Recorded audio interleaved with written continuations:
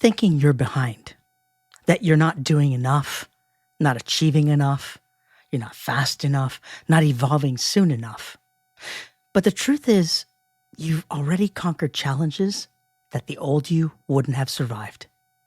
You've faced heartbreak, burnout, loss, disappointment, and still you showed up. You adapted. You grew. You made peace with things you never thought you could forgive. And somewhere along the way, you started believing that survival isn't success. But I want to remind you, survival is the foundation of everyday victory.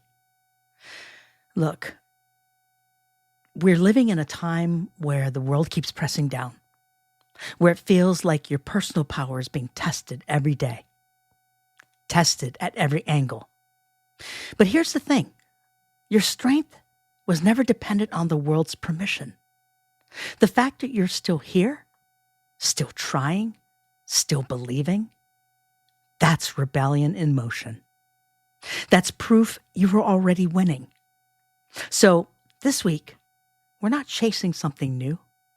We're recognizing what's already been earned. And the challenge isn't to do more.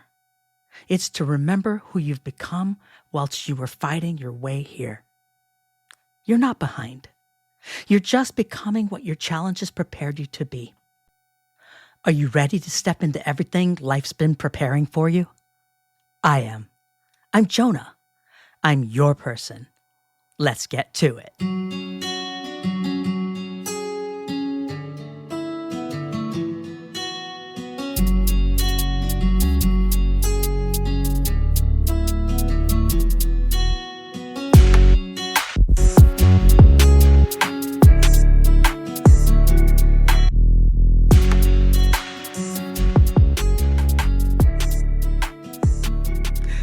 Hey everyone, welcome. I hope you enjoyed the show. We've been taught to measure progress by trophies, promotions, milestones, relationships, money in the bank, followers, recognition. And if we don't have the shiny proof to show for all of our effort, we call it loss. But what if you're not losing at all? What if the scoreboard you've been looking at isn't even tracking what truly matters? Here's the truth that most people don't talk about. The biggest wins rarely look like wins whilst you're living inside of them. They look like uncertainty, like getting up early for something no one else believes in, like walking away from something that used to define you, like forgiving people who never said sorry, like working on yourself when it would be easier to be numb and just out of it and drift. That's what winning actually looks like. It's quiet, messy, unglamorous. It's what most people never see because the world's obsessed with finish lines, not endurance. And that's why this episode exists, to remind you that your quiet endurance is a threat to everything that wants to keep you small. Every time you refuse to quit, every time you keep believing there's more to you than what the world reflects back. That's rebellion. That's power. You've already been through seasons that tried to bury you. You've faced mental, emotional, and perhaps spiritual battles that no one clapped for. But you came out of it with wisdom and empathy and a deeper understanding of who you are.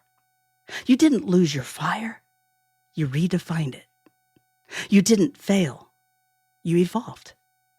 See, the people who feel behind are often the ones doing the deepest internal work. Because the ones who are really growing, they're not chasing validation. They're building foundations. And the ones who seem like they're winning sometimes just learn how to decorate their chaos. But you're rebuilding from the truth. You're building strength that doesn't need applause to stay alive. So let's change the metric. Instead of asking, am I where I'm supposed to be? Try asking, who have I become through what I've faced? Because that question, that's where the evidence of your evolution lives. You've already passed tests that were never meant to be fair. You've already overcome odds that weren't in your favor. That's not luck. That's legacy. And it's time for you to start seeing through the lens of the strength you've already proven. So let's recap part 1. You're not behind. You're not late. And you're not failing. You're right on time in the exact season that's shaping you for what's next. And the challenge you are already winning is becoming the person who never gives up on themselves. Okay, let's talk about standing in the fire. You've been told to stay calm, to keep your head down, to trust the process. But sometimes the process needs to be reminded who you are. Because look around. You've already done the impossible. You've shown up when your energy was gone. You've led with kindness when frustration was easier. And you've kept your humanity in a world that keeps testing it. And that's not luck. That's power. Real, raw, earned power. We live in a time when people are starting to remember that power again. Not the kind that shouts to be seen, but the kind that refuses to shrink. The kind that says, I've already survived worse than this, and I'm still here. So when the world feels heavy, when you look around and you see people marching and speaking and standing for what they believe in, understand this. The same fire that fuels them lives in you. Because the moment you choose to keep walking, even when you're tired, you're part of something bigger than you think. You are proof that quiet resilience changes everything. And if you've ever doubted that, just look back. Every storm you've survived was training. Every no you've faced taught you to create your own yes. You've been preparing for this chapter your whole life. So no, you're not behind. You're rising. Slowly, steadily, and unapologetically. And you don't need a throne or permission or a headline to prove it. Your existence, your perseverance, your kindness, that's your rebellion. Here's your first challenge. This week, recognize one moment where you kept going when it would have been easier to stop. Write it down, say it out loud, then remind yourself that moment wasn't survival. That was victory in motion. Because you, right now, right here, you're already winning. Now, let's talk about the power of telling. There's something sacred about the stories we carry. The ones that no one saw. The nights we stayed awake, trying to believe the light would return. The mornings we faced the world with a cracked voice and a steady hand. Those stories matter. Not because they're polished, but because they're real. They're the living proof that strength doesn't always roar. Sometimes it whispers, I'm still here. And yet, every generation has needed its storytellers. The quiet ones who hold the line. The bold ones. The ones who climb the mountain and shout, not for fame and not for noise, but to remind others, you are not alone. You are already winning. We often forget how much courage it takes to share what we've lived through, to tell the truth about heartbreak, to speak up about burnout, to admit that we doubted ourselves and then kept walking anyway. But that's how we light the path for someone else, because somewhere, someone is on the edge of giving up. And your story, it could be the spark that pulls them back. And that's the paradox of power. When you speak your truth, you don't lose strength. You multiply it. You give others permission to see the victory that's already inside them. So yes, keep walking. But when you're ready, speak. Let your journey echo. Because this moment in time, this strange, charged, beautiful moment we're all living through, it's shaping something new. We're realizing that progress doesn't always come from power at the top. It comes from presence. It comes from resilience and the courage to be seen. It comes from people like you, telling the truth in a world that profits from silence. Your voice is not noise. It's evidence. It's the sound of a generation remembering its worth. All right, we're going to talk about one of my favorite parts of this episode, the power we build together. Something shifts when one person stands up, but something extraordinary happens when others stand with them. That's where true change begins, in the space between one voice and another that says, me too. It's where movements are born, where culture shifts, where the quiet victories of individuals merge into the heartbeat of a community that refuses to go silent again. The truth is, leadership doesn't always wear a title. It's not about authority, and it's not about alignment. It's when someone chooses to use their voice, their presence, their example, to lift others up instead of standing above them. That's the power of this moment in our world right now. People are remembering that leadership isn't reserved for the boardroom or the brave. It's in every act of kindness, courage, and accountability. When you show up to listen, when you help a coworker breathe through a hard day, when you refuse to let fear make your choices, you're already leading. And this kind of leadership doesn't fade when the headlines move on. It's the kind that rewires how people treat one another. It shifts culture from the inside out. It reminds us that rebellion isn't about resistance. It's about reconstruction. Because every time you choose empathy over ego, or integrity over image, love over apathy, you're building something that lasts longer than any crisis. You're contributing to a world that moves differently, slower, steadier, and stronger. You've been a part of this quiet revolution all along. And maybe you didn't realize it because it never asked for applause. But that's what makes it real. You're shaping the new standard, not through perfection, but through persistence. Now here's your second challenge. Look around your world this week, at work, at home, online, anywhere you exist. Find one way to lead from where you are. That might mean mentoring, listening deeper, or standing beside someone who's carrying more than they admit. Whatever it is, do it with intention. Because leadership isn't something you wait for. It's something you practice. And when you do, you remind everyone watching that the challenge we're all in is one we're already winning. If you're enjoying the show, help us reach our goal of 250,000 subscribers. Please like, subscribe, and turn on your notifications so you never miss a show. Thanks so much. Let's now talk about the quiet after the fire. There's a silence that follows every storm, and not the kind that feels empty, the kind that feels earned. It's the stillness that comes when you finally understand that not every battle needs to be fought out loud. Because after everything, the heartbreak, the burnout, the noise, the proving, you start to realize that strength isn't always forward motion. Sometimes it's a pause, the breath, or the willingness to let peace be louder than pressure. Look, you've already faced so much. And somewhere in the middle of all that chaos, you found something unshakable. Your core.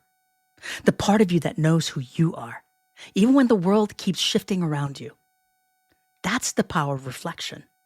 The courage to look at your own journey and say, I made it through that, and I'm still standing. I'm still becoming. And maybe that's what winning really looks like. Not the constant momentum, but conscious movement. Not chasing something, but choosing something.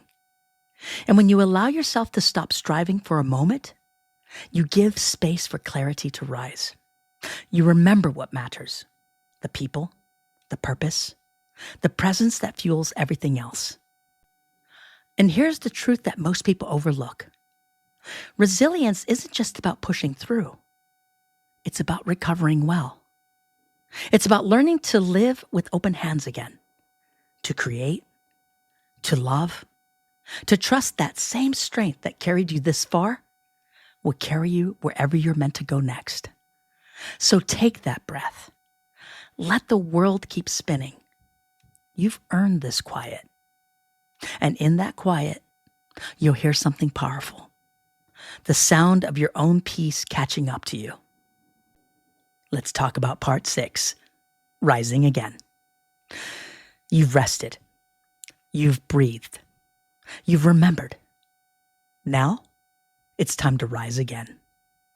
Not because you have to prove something, not because the world demands more of you, but because everything you've lived through has prepared you to move differently this time, with clarity, intention, and grounded power.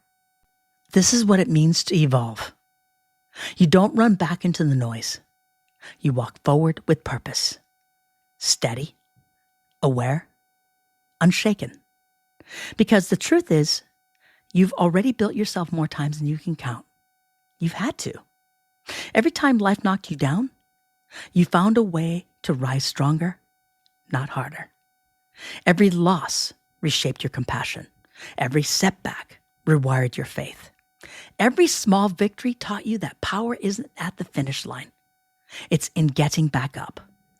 And right now, you're standing in a season of quiet strength.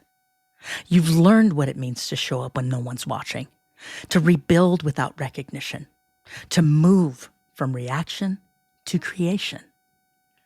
That's where the next chapter begins. Not in chaos, but in calm control. Not in fear, but in focus.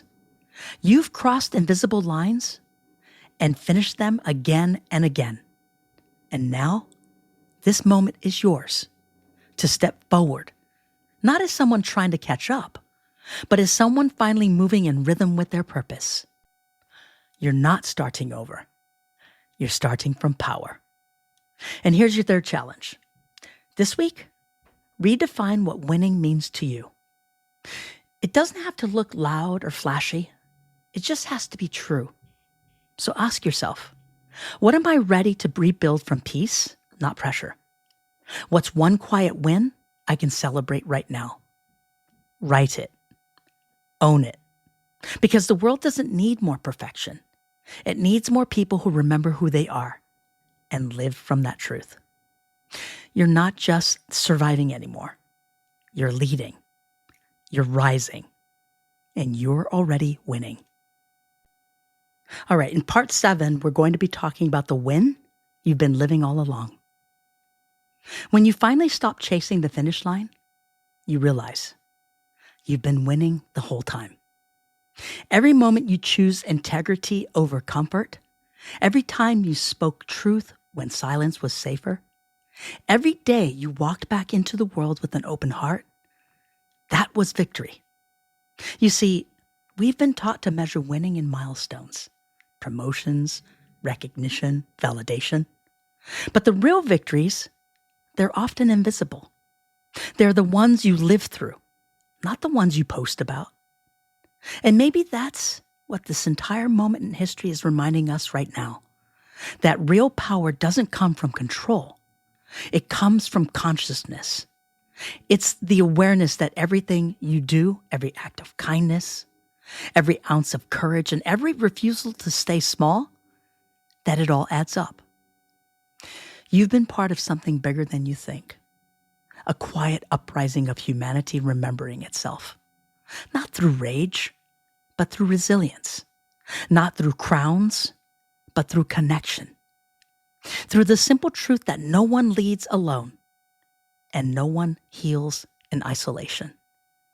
So, as you step forward, remember, you don't need permission to rise. You don't need to wait for proof that you're ready. You've been preparing this for your entire life. This is your season to live what you've learned, to let the fire you survived become the light you lead with. And whether you whisper it or shout it, let the world hear it in your walk, in your words, in your choices. You are already winning. As we close the show, I'd like for you to remember this message. somewhere in the middle of it all, the noise, the doubt, the pressure, you forgot how much you've already survived. But look at you now, still standing, still becoming, still showing up when showing up costs something. You didn't wait for the world to hand you your power. You built it through presence, through grace, through grit. And every time you kept walking when no one else was watching, you proved that you were already enough. So here's to the quiet victories, the ones that never trend, the ones that don't come with applause, but still move the world forward inch by inch. You've been winning this whole time. And maybe the only thing left to do now is own it. Because every heartbeat that keeps going, every story still unfolding, and every person brave enough to rise again, that's what changes the world. You are proof, the rebellion, the reminder. And as always, thank you so much for joining me on this episode of Challenge Accepted with Jonas C. I hope you enjoyed the show. If you think someone you know can benefit from this episode, share it with them. Are you ready to step into everything life's been preparing you for? I am too. Thanks for joining. Thanks for hanging out, and have a great week.